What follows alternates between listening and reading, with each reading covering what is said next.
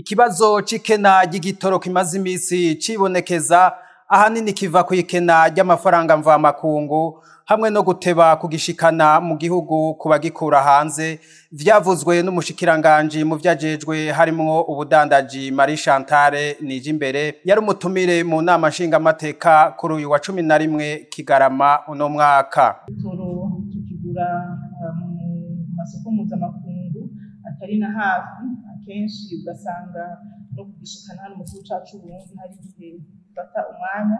Rero iyo habaye décalage naho yoba imisi 3 canke imisi 4 mu kugira commande canke mu kuronka amafaranga mvamakungu adufasha gushobora kuja kuzana kino gitoro bica vyirepercuta kuko dans l'entretemps de stock canke igitoro kiba kiri mu gihugu kiba gihagaritswe gukora kibandanya gikora gushikaho gihera hagacatangura kwibonekeza ibura canke ikena ry'igitoro.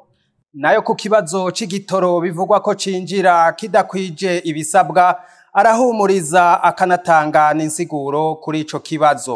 Kugira ngo igitoro cinjire mu gihugu kibanza gupimwa ko gikwije ibisabwa byose, rero yaba kidakwije tuba twama tubona ingaruka mbi ziturutse kuko igitoro murazi ko ikintu kidakwije ibisabwa canke kivanzwe n'ibindi imodoka tuba tubona zirigwa zirasha ntiziba zibaye.